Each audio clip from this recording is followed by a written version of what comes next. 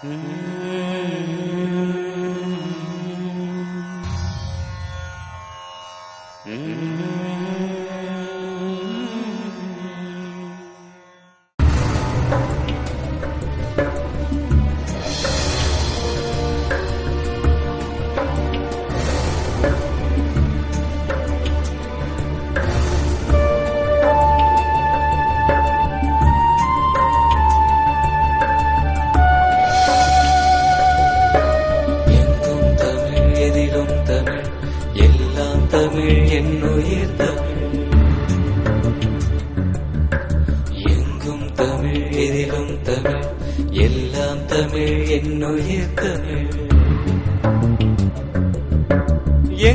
தமிழ் எதிலும் தமிழ் எல்லாம் தமிழ் என்னுயிர் தமிழ்.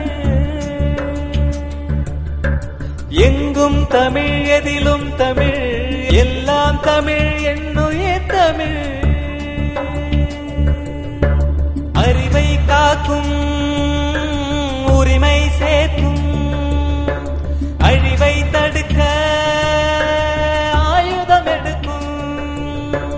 இதுதான் எங்கள் தாய்மொழி.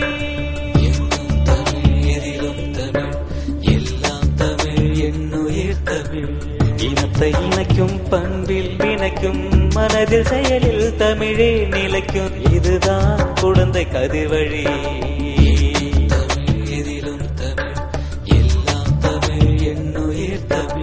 அனைத்தும் தமிழில் நடந்திட அழைத்துச் சென்றார் தமிழரை.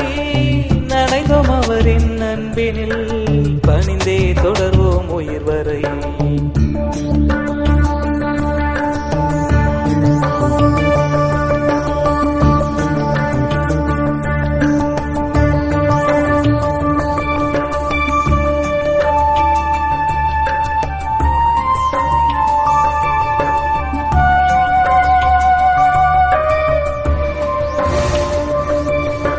சொற்கள் மட்டுமா நண்பா அவரின் மென்கள குரலில் அறிந்தோ.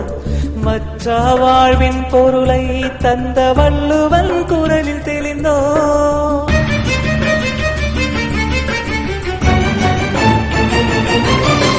சொற்கள் மட்டுமா நண்பா அவரின் மென்கள குரலில் அறிந்தோ. மற்ற வாழ்வின் பொருளை தந்த வள்ளுவன் குரலில் தெளிந்தோ. கசடதவர வல்லினம் நயன நமன மெல்லினம் எரள வழல இடையினம் இணைந்தால் வருவது ஓரினம். எழுந்தால் வெற்றி வந்திடும். இதுதான் எங்கள் தாய்மொழி. இதுதான் எங்கள் தமிழ் மொழி. இதுதான் குழந்தை கதி தமிழ் வானன் வழி. எங்கும் தமிழ் எதிலும் தமிழ் எல்லாம் தமிழ் என்னுயிர் தமிழ். எங்கும் தமிழ் எதிலும் தமிழ் எல்லாம் தமிழ் என்னுயிர் தமிழ். எங்கும் தமிழ் எதிலும் தமிழ் எல்லாம் தமிழ் என்னுயிர் தமிழ். அறிவை காக்கும் உரிமை சேர்க்கும் அழிவை தடுக்க ஆயுதம் எடுக்கும். இதுதான் எங்கள் தாய்மொழி. இதுதான் எங்கள் தாய்மொழி. எல்லாம் தமிழ் என்னுயிர் தமிழ்.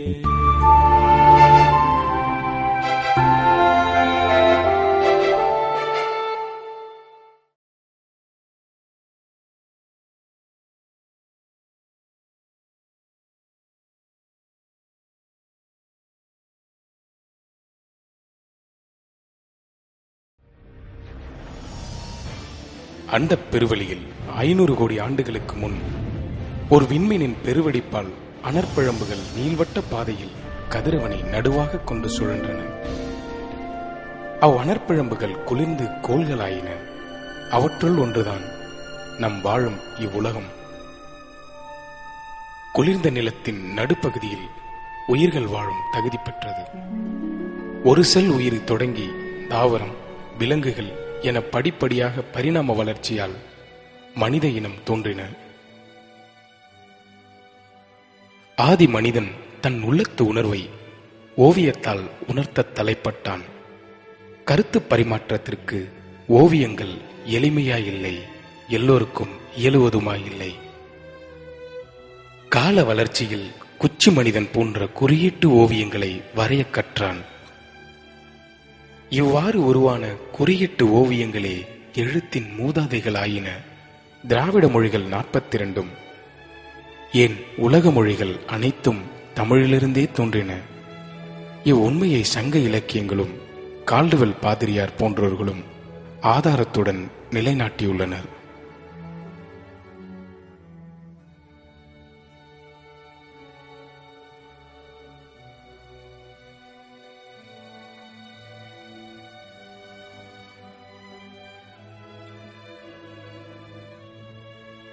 உலக மொழிகள் அனைத்தும் தமிழிலிருந்தே தோன்றின என்று கூறிய கால்டுவெல்லை போலவே ஈராஸ் பாதிரியாரும்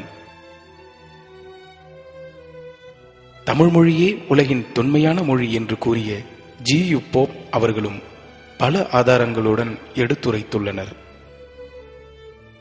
தமிழர்கள் மாத்திரமல்ல, ஐரோப்பிய அறிஞர்களும் தமிழ் மொழியே பழமையானது என்று ஆதாரப்படுத்தியது தமிழ் மொழியின் சிறப்பம்சமாகும்.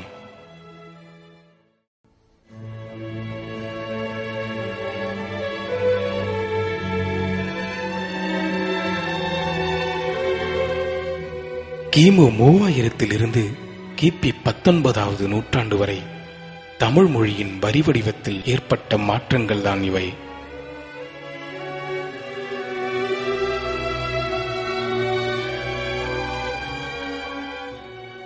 செம்மொழி என்றாலே உலகில் தமிழ் மட்டுமே செம்மொழி என்ற நிலையில் உண்மை இருக்க, தமிழிடம் இரவல் பெற்ற மொழிகளெல்லாம், யாரும் பேசாத செத்த மொழிகளெல்லாம் செம்மொழி என சூதடி வேலைகள் நடந்த நாளில் 20ஆம் நூற்றாண்டின் தொடக்கத்திலேயே தமிழ்தான் செம்மொழி, தனித்தியங்கும் தன்மை தமிழுக்குண்டு, தமிழே ஞாலத்தின் தாய்மொழி பண்டு என்று குரல் கொடுத்தவர் பரிதிமாற் கலைஞர்.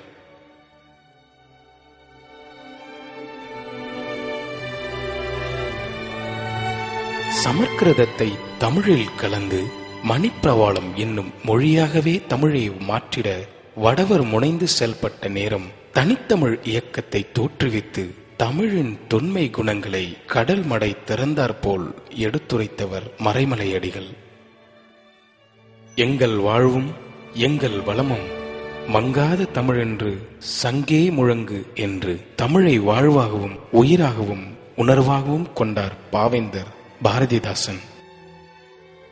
அலுவல் போனால் போகட்டும், என் பதவி போனால் போகட்டும், தலைமுறை கோடிக்கண்ட என் தமிழ் விடுதலையாகட்டும் என்றார் பெருஞ்சித்திரனார். உலகின் முதன்மாந்தன் தோன்றியது குமரி நாடாம் பாண்டிய நாட்டில்தான் என்றும், உலகின் முதன்மொழி தமிழ்மொழியே என்றும், உலகில் உள்ள இலக்கிய வளங்கள் அனைத்தும் தமிழனும் தமிழும் இவ்வுலகிற்கு அளித்தவை, எனவே தமிழன் கண்ட கனவுதான் இந்நாள் வையம் என்றும், தமிழயர தாழ்ந்தான் தமிழன், அவனே தமிழுயரத் தான் உயர்வான் தான் என்றும் கூறியவர் தமிழ் சொற்பியல் அகரமுதலி திட்டத்தின் தந்தை, 20ஆம் நூற்றாண்டின் தொல்காப்பியன் என்று சான்றோர்களால் போற்றப்படுபவர் தேவநேய பாவாணர். பாவாணர் அவர்களை வழிகாட்டியாகவும் ஆசானாகவும் வணங்கும் இறைவனாகவும் கொண்டு தமிழாகவே வாழ்ந்தவர் குடந்தை கதிர் தமிழ்வாணன் ஐயா அவர்கள்.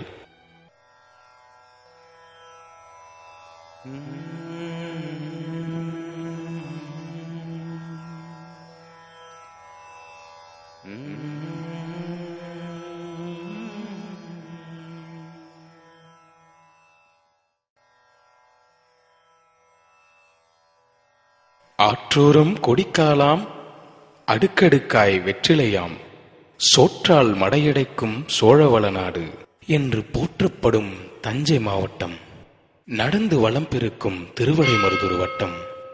திருவிடைமருதூரிலிருந்து சுமார் 7 கிலோமீட்டர் தொலைவில் உள்ளது கதிராமங்கலம் என்னும் சிற்றூர்.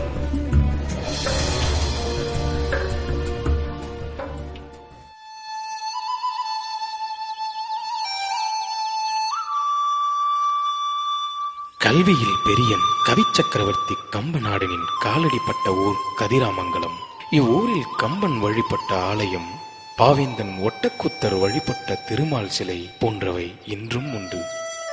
திருவள்ளுவர் ஆண்டு 1968 11ஆம் பக்கல், ஆங்கில நாள் 23 ஏப்ரல் 1937ஆம் ஆண்டு செந்தமிழ் கணியர் சீர்மிகு ஆசான் கதிர்வேலனார் சாலாட்சி இணையர்க்கு 3ஆம் மகவாய் கதிராக தோன்றியவர்தான் ஐயா கதிர் தமிழ்வாணன் அவர்கள்.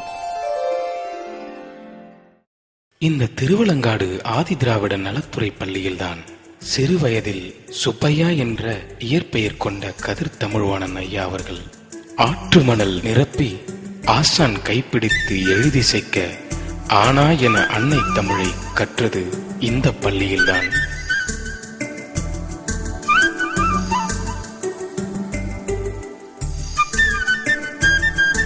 காவிரியின் போக்கை ஒட்டி சுப்பையாவாம் நமது ஐயா தம் வீட்டு மாட்டு வண்டியை பூட்டி தன் இளவல்கள் தமையனார் புடைசூழ 10வது வயதில் உயர்நிலை கல்வியை கற்க குத்தாலம் வந்தார். எத்தனையோ சான்றோர்களை இவ்வுலகிற்கு அளித்த இப்பள்ளி இனமான பேராசிரியர் க. அன்பழகன் பயின்றதும் இந்த பள்ளியில்தான்.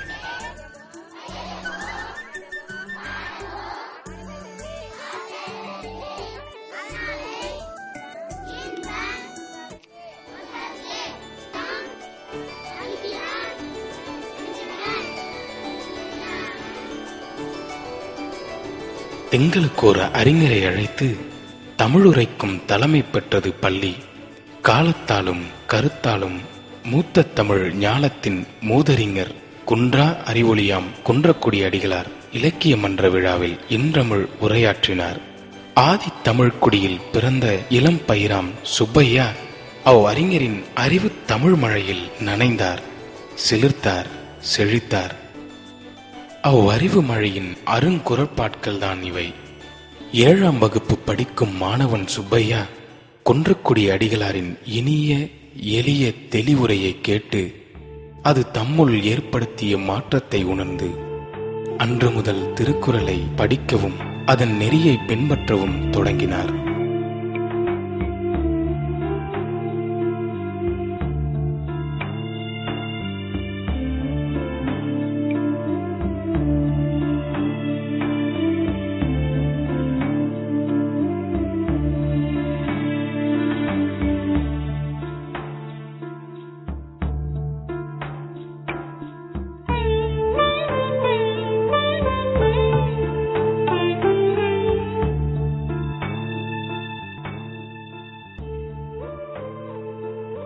காலங்கள் உருண்டோடின.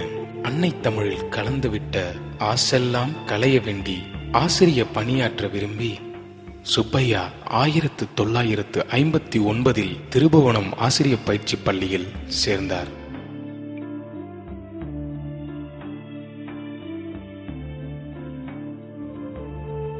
சுவாமிநாத பத்தர் என்றழைக்கப்படும் இவர் ஐயா அவர்களுக்கு ஆசிரிய பயிற்சி பள்ளியில் தலைமை ஆசானாக இருந்தவர்.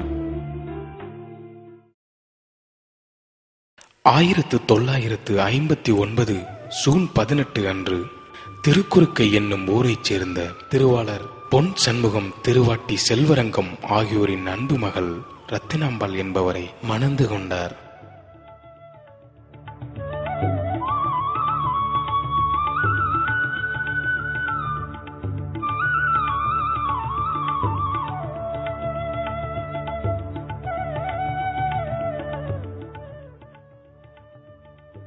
மொழிப்பற்றும் இனப்பற்றும் சுப்பையா உள்ளத்தை சுழன்றடிக்க தொடங்கியது. க. சுப்பையன் என்பதை கே. சுப்பையன் என்று எழுதிடும் நிலை கண்டு நொந்து அதை மாற்றும் நோக்கோடு தம் பெயரை கதிர் சுப்பையன் என மாற்றம் செய்தார்.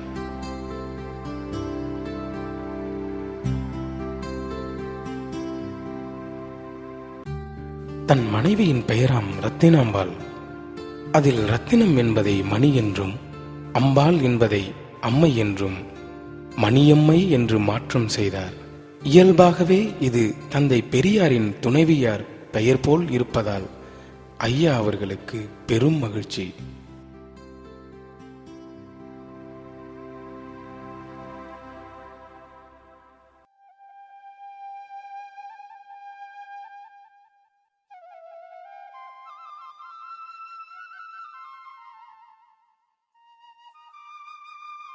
கதிர் சுப்பையா தொடக்க கல்வியையும் உயர்நிலை கல்வியையும் ஆசிரியர் பயிற்சியையும் முடித்துவிட்டு திருக்குடந்தை என தமிழ் இலக்கியங்கள் பகரும் குடந்தை மாநகர் சென்றார். குழந்தைகளுக்கு பாடம் சொல்லும் ஆசானாக. 28/11/1961 குடந்தை நாணயக்கார தெருவில் உள்ள பேட்டை தொடக்கப் பள்ளியில் ஆசிரியராக பணியேற்றார். தான் இங்கு பணியாற்றுகையில் கரும்பலகையில் முதலில் திருவள்ளுவர் ஆண்டு, தமிழ் மாதம், நாள், அதன் கீழ் கிறித்துவ ஆண்டு, ஆங்கில மாதம், நாள், கிழமை இவற்றுடன் உலகமறையாம் திருக்குறள் ஒன்று எழுதி விளக்கம் கூறி வகுப்பை தொடங்குவதே தன்னுடைய வழக்கமாக கொண்டிருந்தார்.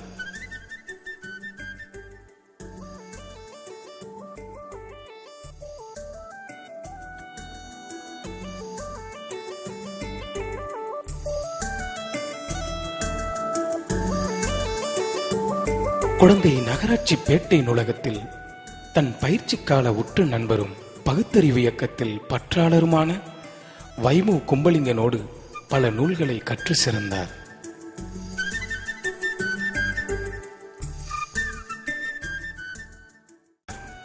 பண்படுத்தப்பட்ட வளநிலத்தில் விதைக்கப்பட்ட நல்ல விதை செழித்து வளர்ந்து பயன் தருவதைப் போல கதிர் சுப்பையா அவர்களின் தமிழ் ஆர்வம் தனித்தமிழ் ஆர்வமாக செழித்தது.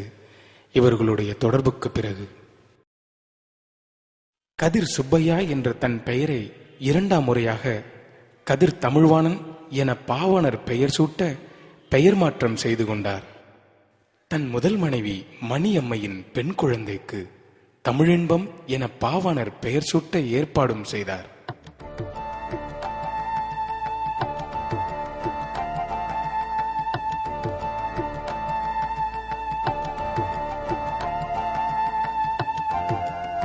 ஆயிரத்து 1970